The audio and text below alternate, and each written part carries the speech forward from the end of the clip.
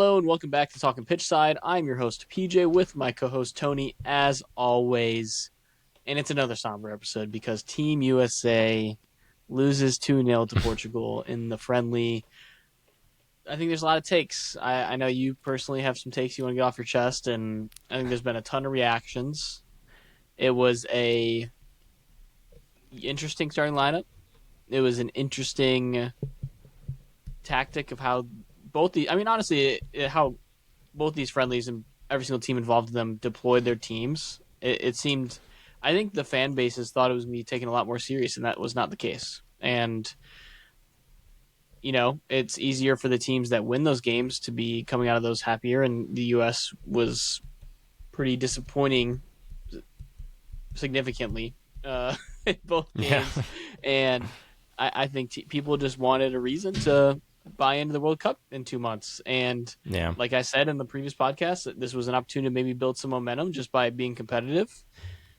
And they showed bits and pieces of competitiveness, but overall got pretty worked by both these teams. And now has everyone feeling all that goodwill that Pochettino built up kind of feels like it was now just rubbed away in this window. So Tony, let me hear it.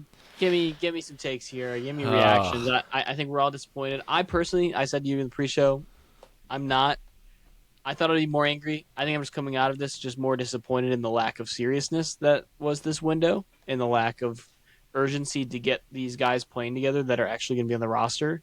It just felt like to me another window where he felt like he was trying to decide who's going to make the roster. And I'm like, at this point, why are we still doing this? So Right. And that's why I'm just coming out of being like, how mad can I get when it's just another window of that? So go for it. I'll give you the stage here. Where do I start? I was kind of in the same boat as you, and then one simple fact kind of unraveled everything for me, and my eyes were open to, I think, maybe just how disappointing and frustrating this truly was. And the thing is, going into these games, I did not expect much, right?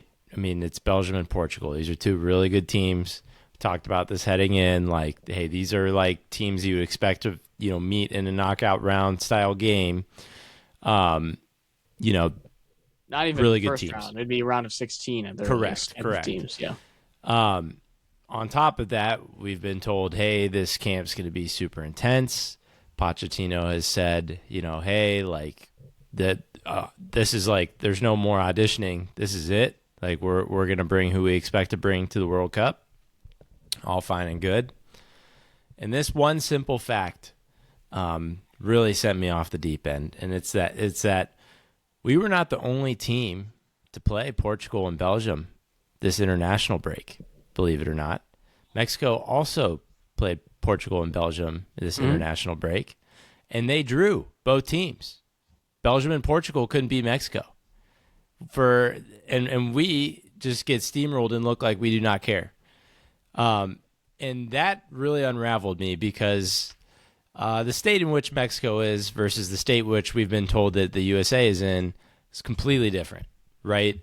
And so for Mexico to hold off these teams, and you could say squad rotation, and I would tell you it goes both ways because Portugal played Mexico first. So Belgium looked a little bit rotated, but Portugal did not.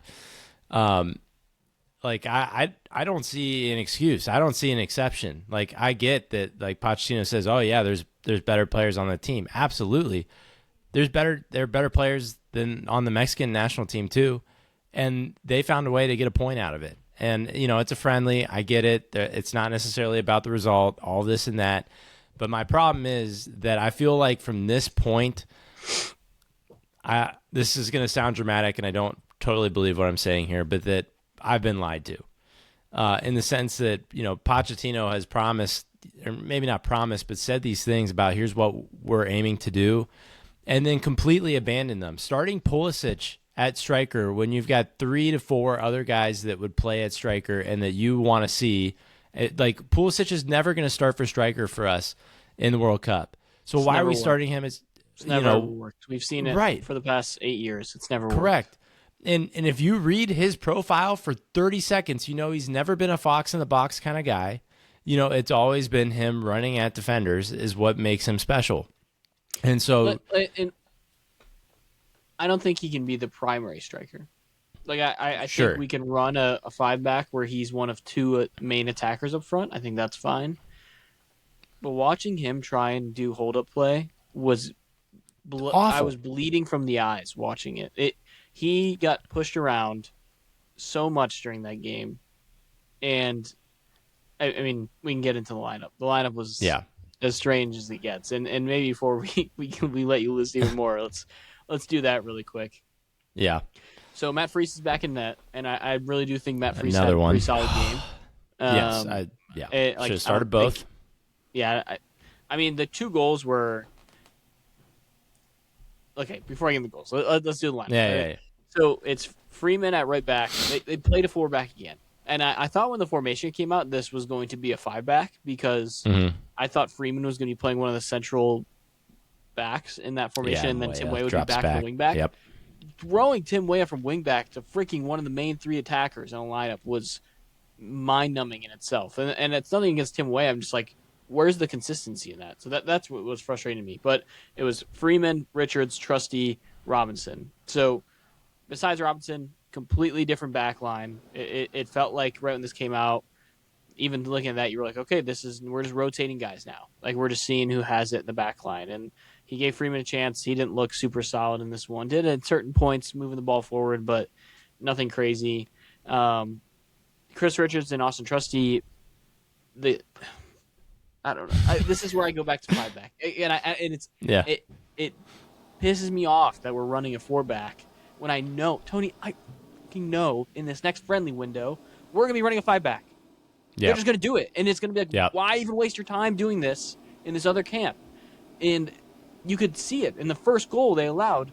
Chris Richards and Austin Trusty were like 20 yards apart from each other, and they just countered right through the center of the field. And they did actually do a good job of recovering, but then it was just one pass off of that attack, and someone was wide open for a wide open shot on net against Matt Freese, and not a shot I expect him to save in any world. It was a wide open shot, and so that was an issue with the back line and the 5-back lack of doing it again. You had McKennie, Berhalter, and Morris as like the quote-unquote midfielders in this formation.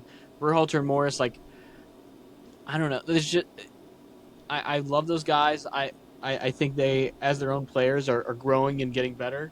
You can't play both of them in the U.S. men's national team midfield and expect to compete against frickin' Portugal. Like, they're going against Bruno Fernandes, Neto, they're going against Vitinha. Like, these guys are world-class players, and those guys just aren't even close to the level of those guys. So you knew that was happening already. And I actually think they played okay for what they were doing in the scenario. Like, okay, but like they just were trying to control the guys in front of them. And that was like their only goal. And then the attack, which is the most disappointing part about this entire window in my mind. We allowed 5 goals in one game, and that might be more disappointing in the attack. Christian Pulisic was utterly useless in 2 games again. Like, we just do not know how to use him for some reason. Tim Weah had points where he was dynamic off the wing and doing a give and go, but really nothing came of that. I actually think Malik Tillman was the only guy in both these friendlies that would get the ball and progress the ball forward well. Like, was looking for guys, like finding guys in the wings, finding guys up the middle. No one just had the quality to finish it. And like you said, we didn't play a freaking striker in this formation. Not one true striker. And there were so many times we had a striker, whether it was Pulisic or Tillman or Weah, one of them got up, and they just got pushed around by this back line of Portugal in one-on-one scenarios. And you're sitting there going, I know if Ricardo Pepi or Patrick Ajman have a chance here, they can outmuscle one of these guys and get an opportunity to score. And that's where it just got frustrating. And like I said, the whole team was subbed out eventually. And that's what these friendlies ended up being, was 11 subs. So they got to take out basically the whole team every single game. And that's where I came out of this at the same time. And I was like, it felt like none of these teams really wanted to take this game that serious, like these friendlies that serious. Even like Portugal, I think it ended up just being, hey, Portugal and Belgium have more depth than we do. And we're still playing in their regular formation they were going to play in every single time that they come out. And the guys come in, they know their role. What it looked like for us was we're playing formation we've never run, and guys came in, they don't really know their role. They don't know how to rotate. Is that center mid to drop into a 5-back and create that? They tried both games, and it sucked both games. Don't know how to defend a corner. No, don't knock up in a corner. João Felix dunked on us in the media and then just hit a worldie on us off of a corner kick. It just got so frustrating, and it started with the lineup and the decision to not play 5 back in this window. It truly felt to me, Tony, like my spin zone to make me like feel sane was, I guess Pochettino was just like, let's try something because we don't want to like continue to show our hand to these teams we might play in like a round of 16. But we need to get there, and these guys need to play together in the formation. Oh, it was so frustrating. I don't know what to take of this window, and there were times I watched the midfield and I'm like, I need Tyler Adams back in my life, just yelling at everybody, screaming at everybody, and commanding the room, and it just felt like a lack of urgency from a team, like a team that feels like they're just going to go into this thinking they are good enough to get out of their group, and it's the same old story with this generation. It's been 3 straight World Cups now. It just feels like that, or 2 straight World Cups now, that it's like we're just going to show up and we're going to be good enough. And the reality is that we're not. We have to play 5 back. We have to be nitty gritty. Like I don't know how we see it, and then them in the on the team don't get that. Like I just don't know how everyone else can continue to say it about you, and it doesn't affect you at all. And there were so many guys I wanted to see opportunities from, or see what they could do with their opportunity. I apologize about the jailbreak back here, by the way. Brendan Aronson barely played in this window, just never got an opportunity. You had Gio Reyna barely play in this window. You didn't see much from any of the strikers. Like Ajman got in early in the second half, but I mean, poor Ricardo Pepi just never really got a shot in this window. There's just so many things that I'm like, if you're gonna do it this way, I'm sorry, I don't want to see more of Arston. I don't. I know what he's gonna give me. I don't want to see more of Joe Scally. I don't want to see more of some of these guys, and I'm like, I know what I'm getting. I know what I'm getting. Why wouldn't you play these guys in a position group that are competing for a spot? And if that's how we were going to treat this, so just a ton of reactions. And like I said, I you know us, in most of the fan base, we're all going to get excited. We're all going to be excited for when the next friendlies roll around. I'm going to anticipate what that lineup looks like, who's going to be on the roster. I just think that some guys are going to feel like they never even got a chance to get on the roster in the first place when we were treating friendlies as such. Yeah. And that's where it's weird. So I don't know. I want a clear cut 11 playing in both those friendlies coming up.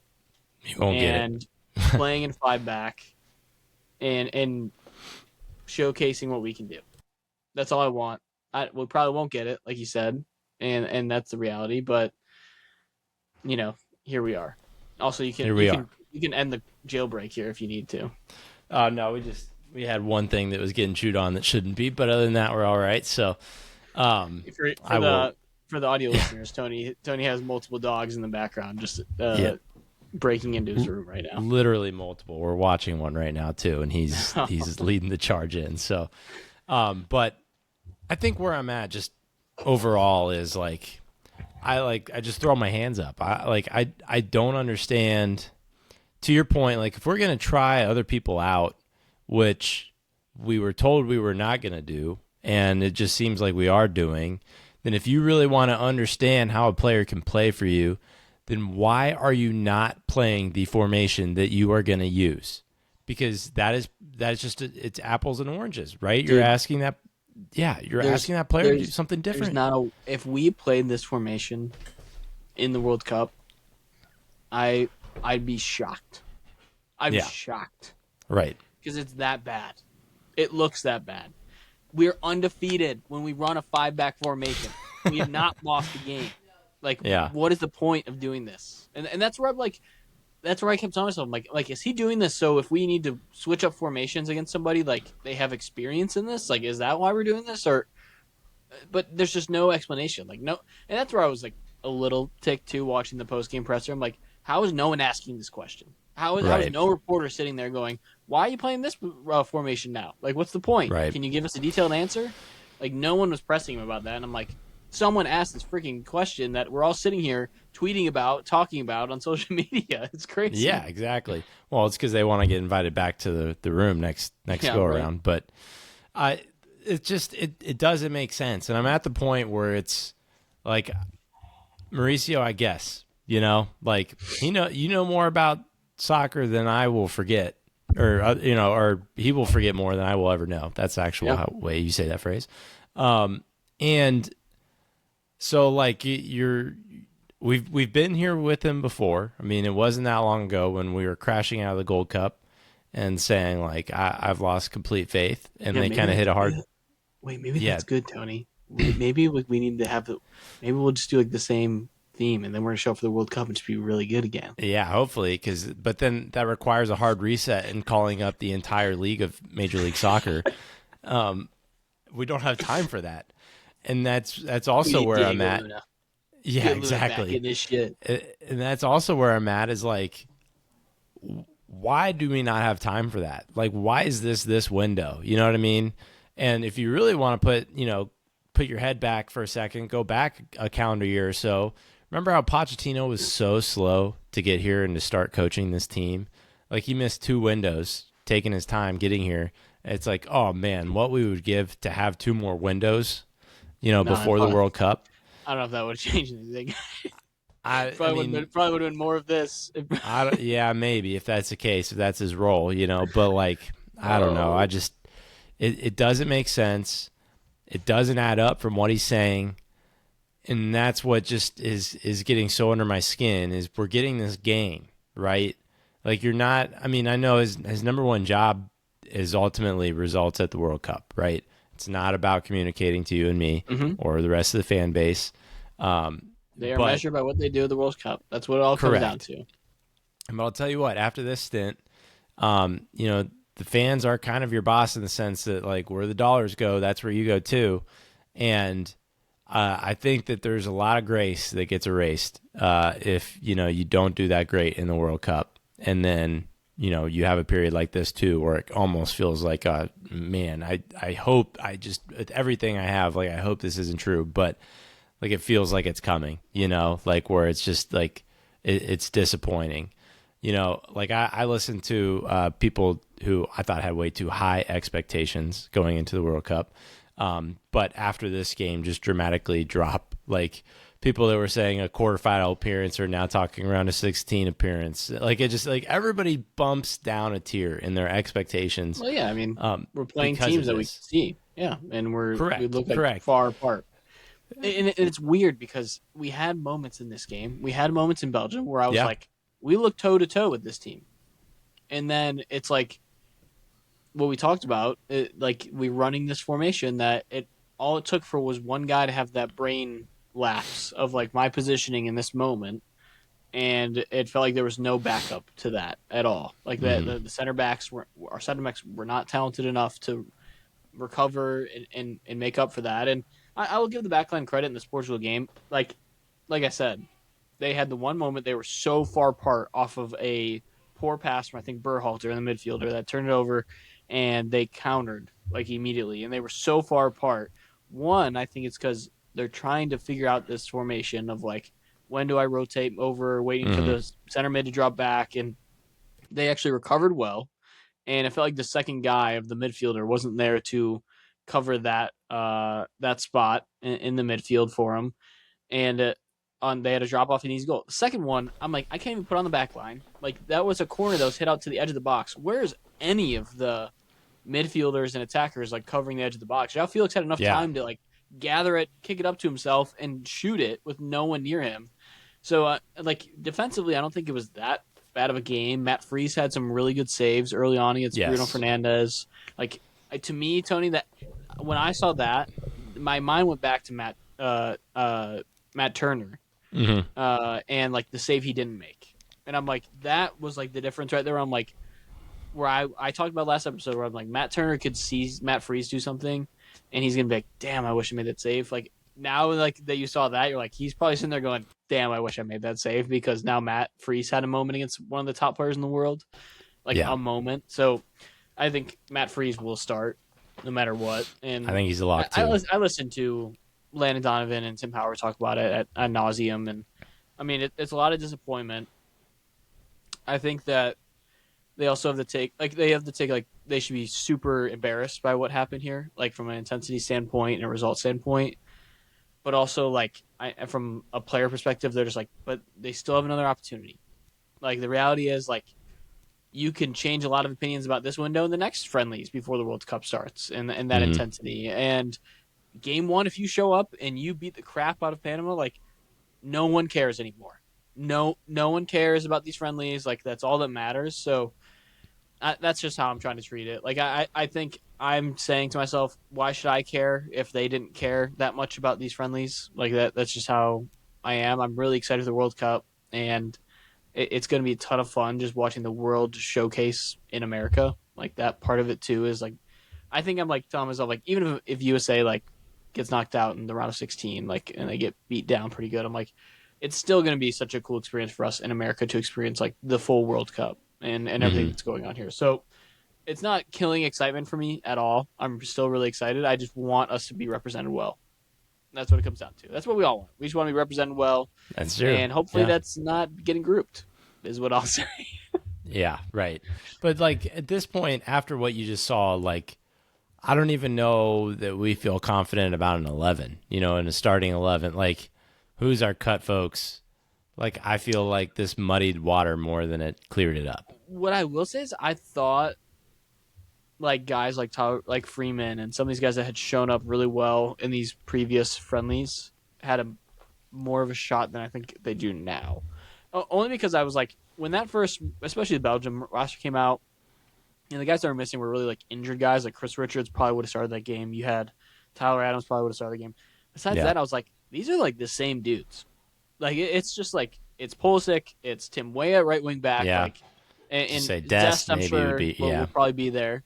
Like it was Tillman was probably the only guy that I was like, this is like really a new face since the last World Cup. That's probably going to be really featured. Like you still had Weston McKennie up there, you still had Balogun up there. Like we have guys that I'm like, okay, this makes sense.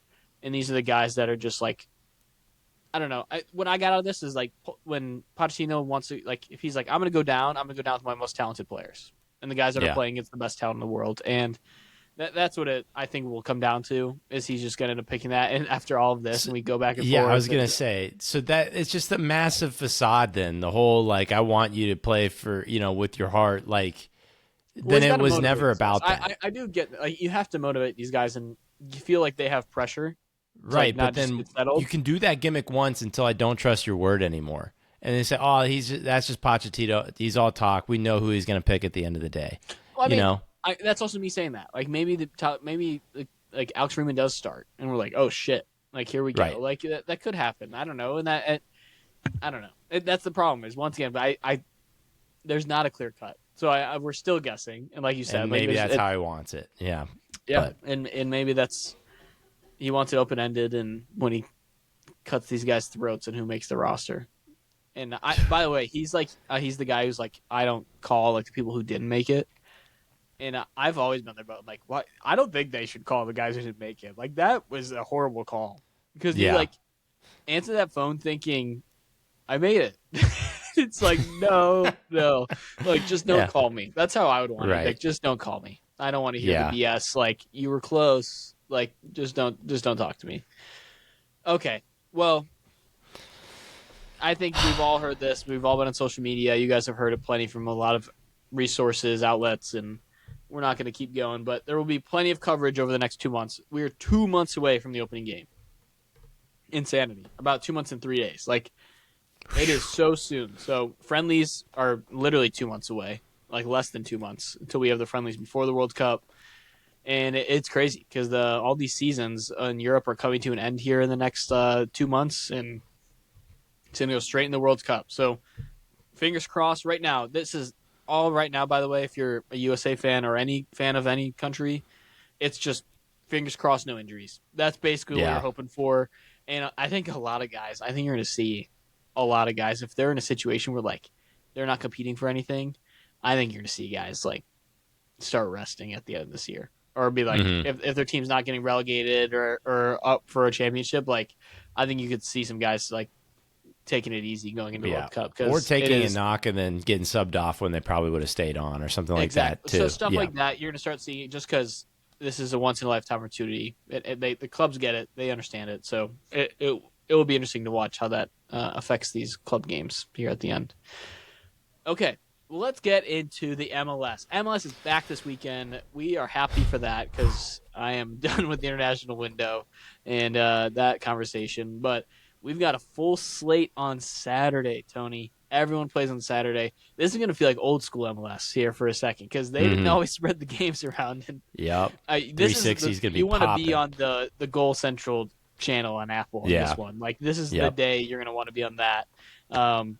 I mean, there's so many 7:30 games. There's like 8 7:30 games. So, be ready for that. We're gonna have plenty to cover here. We're gonna go through these games. Some of the not as big games, we'll just do predictions, and then we're gonna focus on a couple here and give some of our takes. But let's start the standalone games. We'll cover. We've got a 1 p.m. standalone. Toronto at home versus Colorado. Toronto's, of course, coming off turning the season around a little bit. Colorado's the exact same way. Like they've both looked better lately. They've both looked more competitive. Colorado, of course, that offense has been flying. Toronto coming off some good defensive performances actually, and getting their season back on track here. They're coming off the win against Columbus, of course, at home and are at home in this one. So this one to me, Tony, it's going to be a good game. I think these two teams that I think are pretty I see them pretty on par with each other at this point in the season. And I think I'm going to go draw. I think this one's going to be – I think I'm going to go 2-2. I think there's going to be goals in this game. I know Toronto has looked better defensively lately, but I think Colorado's just going to be attack. And I think they're also prone to allow goals. So I think we're going to get a 2-2 game here, maybe like a Toronto late goal to equalize. Can I just start by saying this feels so foreign, and it has not been that long that we're talking about MLS teams again. It's been like a week. I know, but it feels like it's been a month. I know. What the U.S. has put us through. I like Toronto in this one. I think that the big key for me here is that Colorado is they've been horrendous on the road recently. Georgi Mihailovic, a revenge game here. Could be good in that sense. But I think that Toronto in the early stages has, for the most part, impressed me. Started kind of cold this season, but since then turned around. I mean, road win at Cincinnati, drew Red Bulls, and then beat the Crew at home. So it's not a bad resume so far, and I just think Colorado's it's a different beast playing it at altitude versus in your own house. So I think that for them, they're hoping for Paxton Aronson to keep his form going, but I don't think it's enough. Toronto seems a little bit more solid for me, and Colorado tends to fall flat when it matters at times. So I'm taking Toronto here. It's a different Colorado, Tony. It's a different Colorado. I hear that every year. I believe. Okay, well, let's move on to the 4:30 slate. Let me tell you, whoever picked this 4:30 slate wasn't wanting entertaining games. I'll tell you that. This is an early MLS sicko game of the week, by the way. It is the first 4:30 game, which is New England at home versus Montreal. Two teams that I just think at this point we both view as pretty bottom tier of the MLS so far this season. I mean, New England, of course, has been so up and down. Like they had the win versus Cincinnati. They score 6 goals, and then they come back and they lose to St. Louis 3-1. And then you have Montreal that have kind of been all over the place as well. They had some really rough defeats. They blow out Red Bulls out of nowhere, and then as we all knew they would 2 games in a row. So two teams that have not only have 1 win on the year, looking to get some points here. I'm just going to go New England at home. I think I'm just going to take the home team in this. They're just going to bounce back, hopefully for their sake, and get some points here. But I don't know. Not a game. If I was a betting man, I'd want to be anywhere near, if I'm being honest. Yeah, this is not. I think New England's definitely safe here. I'm feeling safe today on this one. I just think really this is the kind of game when the teams are pretty matched as like a wash, is that you look at who's got the better player, and I think that's just Carlos Heel. Owusu's making a good run for that, honestly, but right now it's Carlos Heel. So I think that he can make things happen. They got Matt Turner in net now, back from international break. I'm sure he's playing with something to prove right now. I just think it's safe to go with the home team on this one. Yep. Next 4:30 game here, we have RSL at SKC. Not one I think we need to spend a bunch of time on. We both are high in RSL right now. I think Very you got high. Diego Luna, who's now got a good bit of rest off that injury, which I think is going to be good for him. He'll be starting this one against an SKC side that is still SKC, unfortunately, for their fan base. So, I mean, I'm going to go RSL, and I think this one could get pretty ugly. I think we could be looking at like a 3-1, 3-0 type game. Yeah, the X Dog in RSL is about to just unleash on Sporting Kansas City. I think this is a multi-goal margin kind of game. I'm not sure that RSL is going to be able to hold on to the clean sheet. Sporting Kansas City does have a way of ruining the parade like that a few times, where they'll poke one in, but it'll be for the most part irrelevant. So I think that we got goals in this, and I think it's going to be all RSL. 7:30 slate now. We've got Atlanta at home versus Columbus.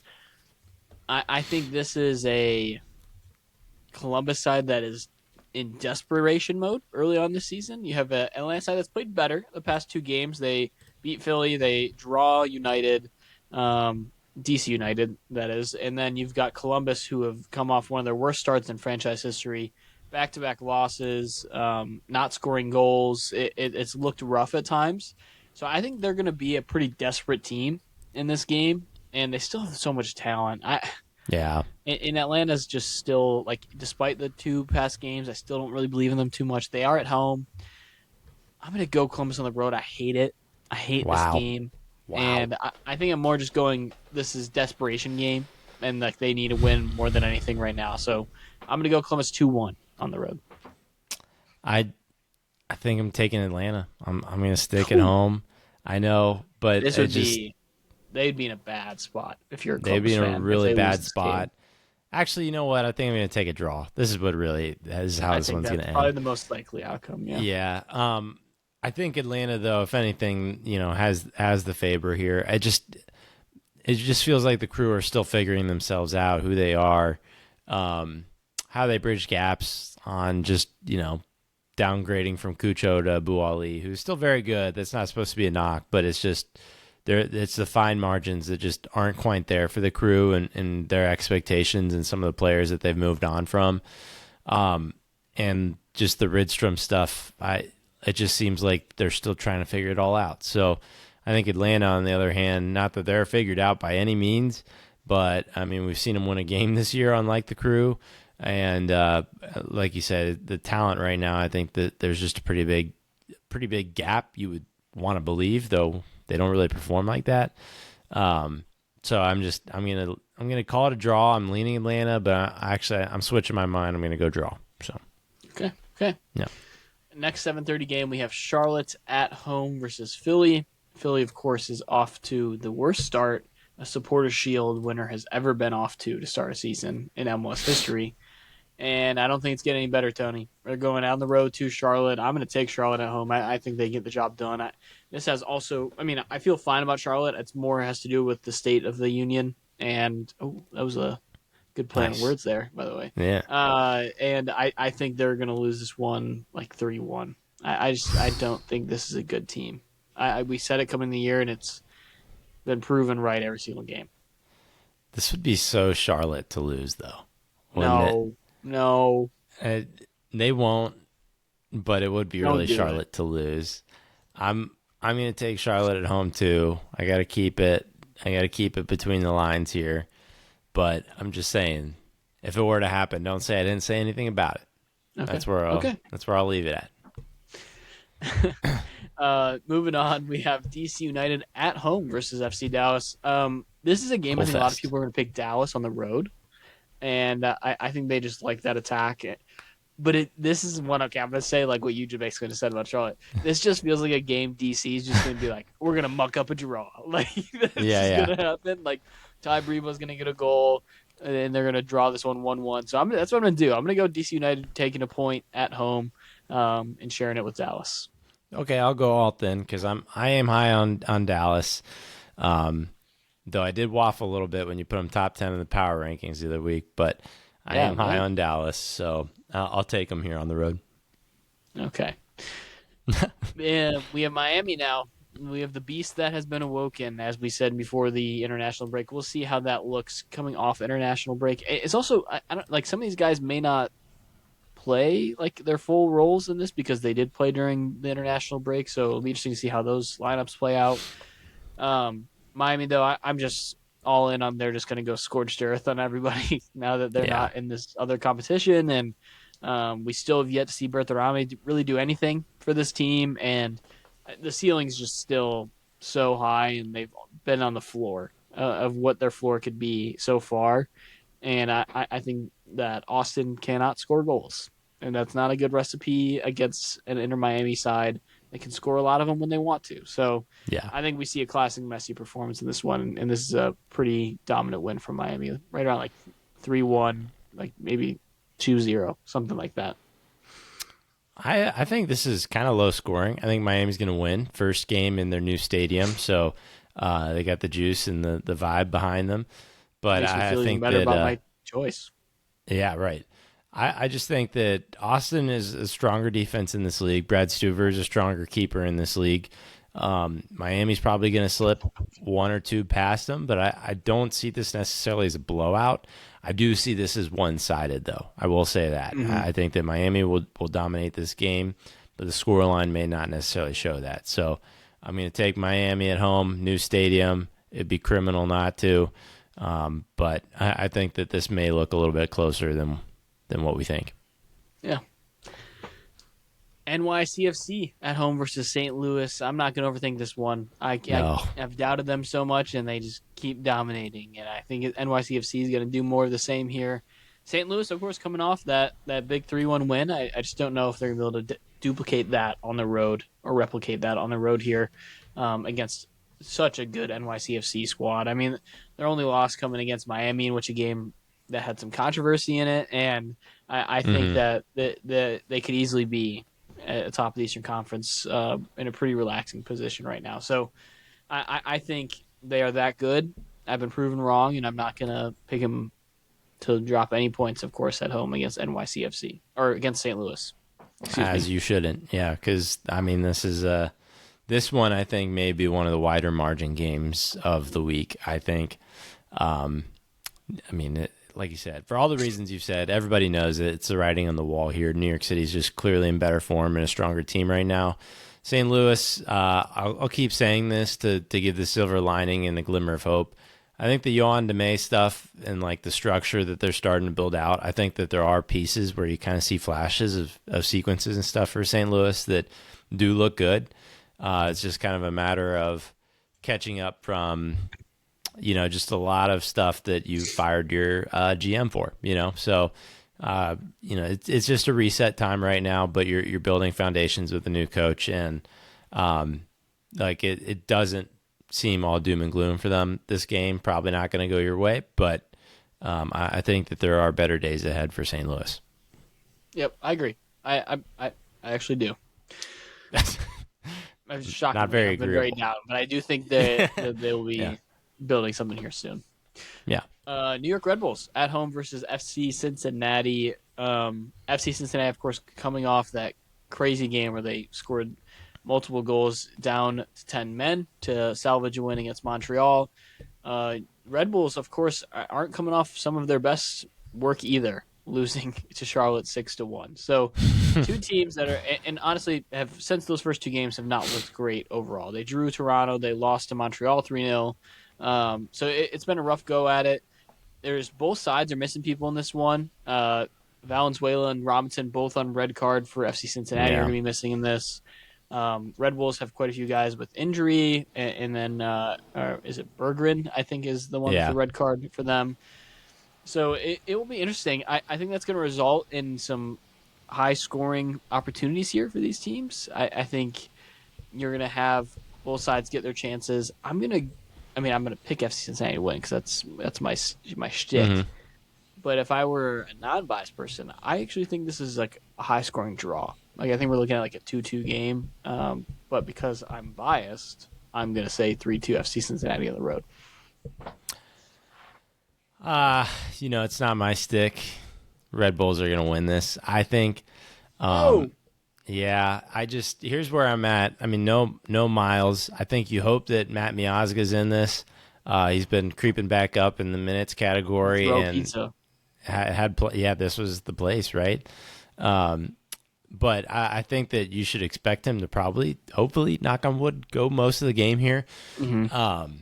And then you get probably Nick and Teenage on the sides around this. Very aerial dominant, three center backs that you'll probably see from Cincinnati. I think the problem is that you have mistake prone center backs in this, and I don't love having Forsberg being able to, we know he's capable of picking out those mistakes and being able to exploit those just with his command and some of his passing. So that's what I'm really worried about.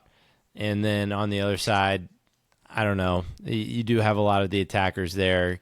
Echenique, right before the break was looking good. I agree with you on the high scoring thing. I don't see clean sheets for either team, but I'm worried that it's just there's been so many goals given up by Cincinnati, and I'm not sure that this is lately. That's the thing. It's this young Red Bull side. You just don't know what you're going to get from game to game. And that's true. That's where the mistakes come from them. Is like you're playing 3 17-year-olds. Like someone's bound to make a mistake just from a youthful standpoint. So right, and honestly, that's a great point too. Is like, are they going to run out the kids, or is the philosophy going to adjust a little bit with Bradley now, losing a bit?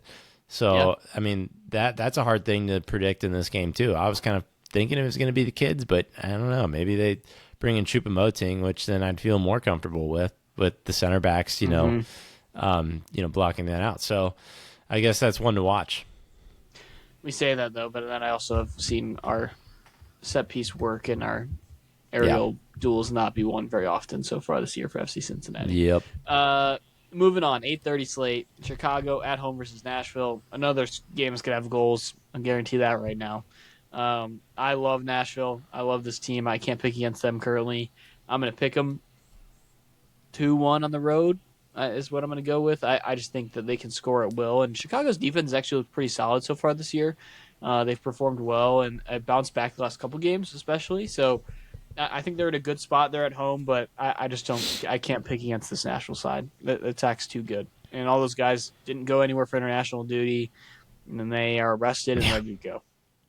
I think this could be a multi-goal margin for Nashville, if I'm being honest. I mean, that right side of Nashville, Chicago's going to send Gutman up, Jonathan Dean, whoever they've got on Barroso, whoever they've got on the wing, like the outside backs, they're going to bomb up. And, man, that just leaves so much room, especially on that Nashville right, for the Nahar-Espinoza combo to just take acres of space. So I'm mostly concerned about that for Chicago. And if they decide, hey, this is too threatening, we got to keep an outside back home, that really does neutralize a lot of this thing that Chicago brings attacking-wise. So I think that Nashville's probably got the right answer to take down Chicago like this. So I'm going to take Nashville and by a margin. Yep. I can see it going that way. They're that good. They can do it to anybody in this league. They've proven it. Yeah. So. Yep. Later night games here. Let me tell you, we've got some great Western Conference matchups in the late slate here. Starting with Houston at home versus Seattle, a game I'm really excited to watch. I'm high on this Houston team. The Seattle team's just they just will always be there. They will always exist and be competitive. I just always see Houston. I mean, Seattle's just not always a regular season team, and I think that's what's going to go against them in this game.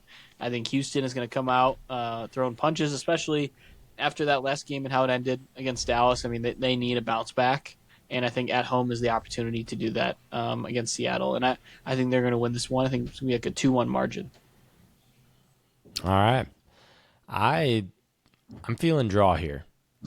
And honestly, it's mostly gut. This is kind of one of those games. I think Houston's a level up from what we've seen last year.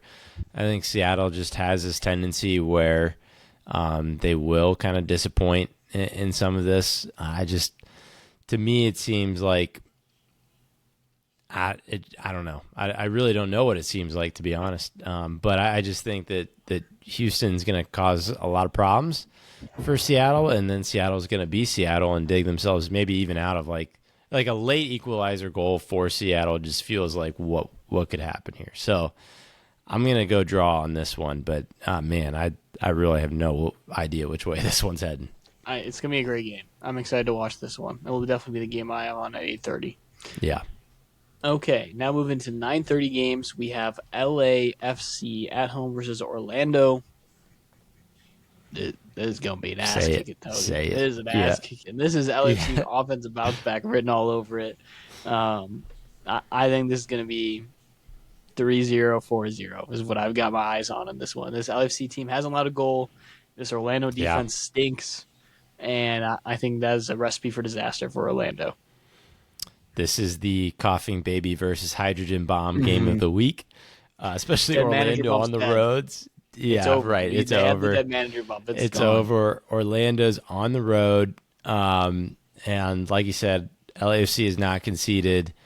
What's going to be really interesting to see, I think LAFC has kind of made a living recently off the magic moment, which I don't think that they can always count on. You can only have so many CDMs that hit bangers from outside the box to win games. And so I think that Orlando, though, they'll probably be able to break down, especially if they give Orlando a little bit of space on the ball, allow that room behind the back line to develop, let Son and Bouanga find some traction that they've been needing, then this could get ugly real quick. So if you can get them going downhill, then I think it does hit those kind of score lines that you're talking about. I'm not sure if it will, but I'll play it safe and go 2-0 here. I think LAFC's got this pretty handily. I wonder what the record is for most consecutive games to start a year with a shutout is. It can't be. I don't know. No, I bet they're pretty close if they haven't. It'll be interesting. We gotta look that one up. Got it yet? Yeah. Next game here to start 10:30 slate: LA Galaxy at home versus Minnesota. Dude, I'm not excited for this game. I think you could see some ugly play in this game, and I think it's gonna be low scoring. I'm gonna go Galaxy at home. I think they're gonna win this one like 1-0, maybe 2-1. I think low scoring. Jacques Klaus gets a goal in this one, and Galaxy get all 3 points. The only hesitation I have is that both LA teams love to transition. Minnesota's just not going to give that to you. And I just, Peck in the standstill just is not the same as the Peck when there's some movement going on. No Paintsill either in this one. So you probably have Eric Tommy taking his place. I'm a little bit worried about it. I'm going to trust that we're a home league and still take Galaxy here. I'm sure we have seen a moment or two from this season out of Marco Royce, kind of breaking down a deeper block. So I'm going to give him the benefit of the doubt here, but I'm not very confident in it. But I'll take Galaxy at home. Now let's go to my favorite game of the week, Tony. The one I'm anticipating the most, which is San Jose at home versus San Diego. Woo! I like this one. That's a good one. There's going to be some goals in this one. And these teams are going to be going at each other.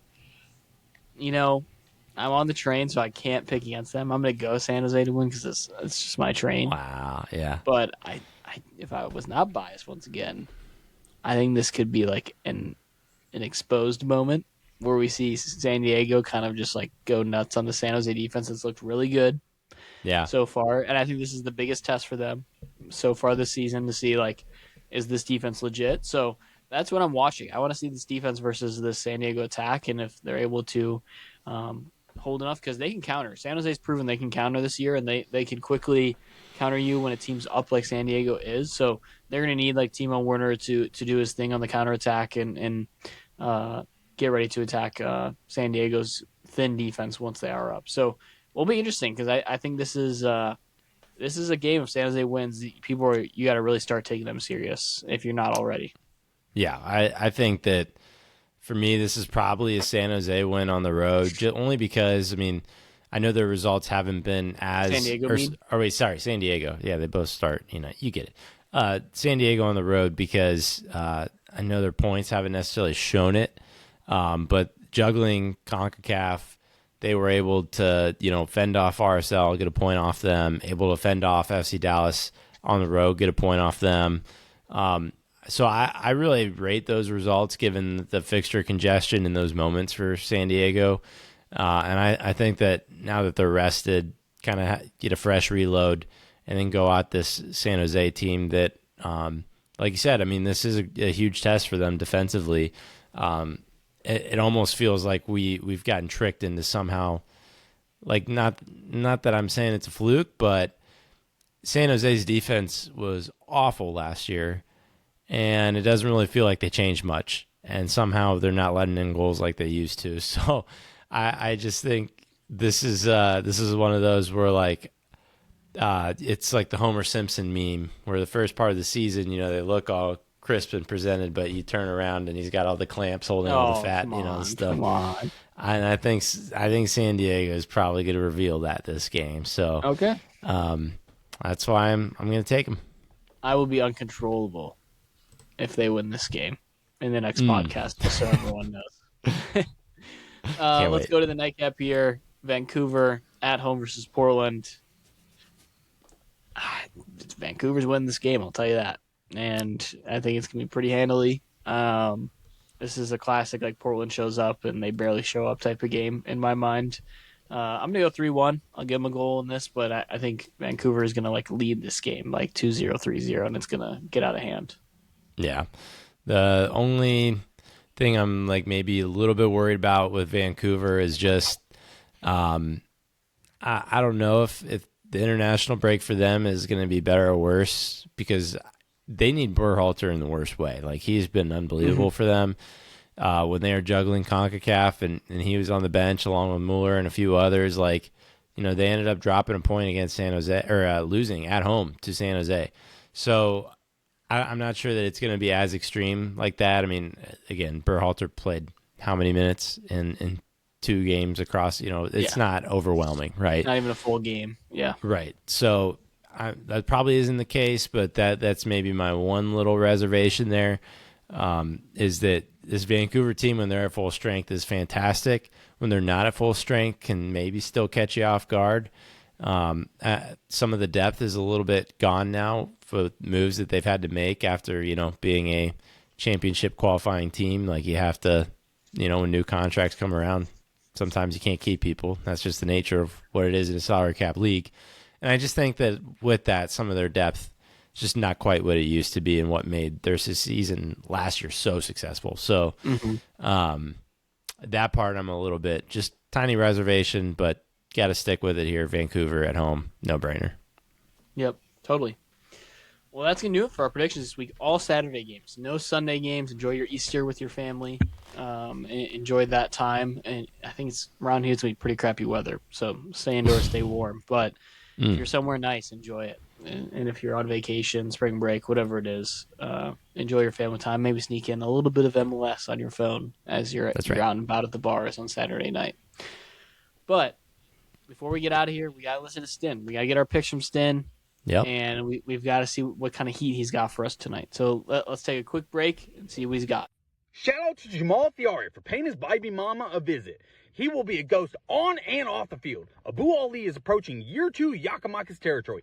Gross game. Atlanta 2, Columbus 1. Hugo Kuiper's Leonardo Barroso and Triple G look to take down the former interim USMNT head coach BJ Callahan. This game has 7-2 potential, but not for the Belgian and Portugal. Chicago 1, Nashville 2. Off to the Passaic River for Matt Miazga's old stomping grounds. No miles means Miazga is forced to start and will surely just show his hurt hands to the kids, refs, and fans, right? Red Bulls 2, FCC 2. San Jose will be packed to the brim to determine the better Saint City on the Easter weekend. Bruce Arena versus Andres Dreyer. Who's going to get her done? Give me the Earthquakes to snatch this one from the jaws of death. San Jose 2, San Diego 1. I'll be danged if I don't include a rivalry like this one. Injuries, red cards, tire legs, don't care. Vancouver is going to curb stomp this spineless Phil Neville team. Vancouver 5, Portland 1. As always, thank you, Stin, for the energy and the comedy.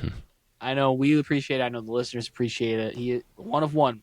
He continues to be a one of one mind on the internet itself. And you saw that with some pretty niche references here in terms of Columbus. You saw it with some international references in the Chicago-Nashville game, talking about Portugal and Belgium in that one. But let's see. He has Atlanta beat Columbus, which I'm shocked by. Yeah. He's got a draw with FCC. We kind of talked about that. We talked about that being a real possibility in that one. We've got Nashville beating Chicago. We both agreed with that. We've got San Jose beating San Diego. There's my boy. I like that. He's backing my boys. And then he said exactly what we said right at the end about Vancouver, and which that game could get ugly. So we love him. We appreciate him. And any takes from that you got? No, I actually, honestly, after you said he's one of one, I really thought how many transcripts do you think you'd have to feed AI before it would be able to able to spit something out? And I thought, Never.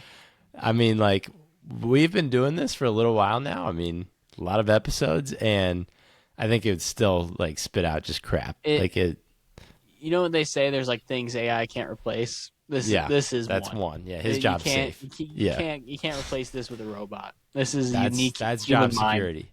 That's right. No, I think they're all pretty. When it came to actual picks themselves, I think it's fairly reasonable, which is not always the case as well. So, way to go! I did help him workshop the Atlanta Columbus one a little bit. He was bouncing some stuff off of me there, but hey, we landed at where we landed at. I called that one a draw. So I think he. I think he's didn't he say he's 50%? I think he's on the season. He's right there, 50% on his picks. So take all this with a grain of salt, but half of it will be right. Half of it will be right. Yeah. We just have to wait and see. Yeah. Or it could be really wrong. Okay, well, enjoy this week's games in the MLS. Like you said, it's all Saturday. And when we come back on Tuesday, we'll recap all of those games, do our MLS power rankings, and talk about those and where the teams lie, and see San Jose sit at number 1 starting next week if they win this game. I'll tell you that. Yeah. PJ's bias power rankings. That's probably what it should be called. It's going to go crazy. Can't wait. At least I haven't put a fraud FC Cincinnati team in there. At least we haven't had any tomfoolery like that. You kept it real. Yeah. Yeah. Okay, well, yeah. We will see you guys on a Tuesday with the MLS recap. Enjoy your Easter and enjoy your weekend. See ya.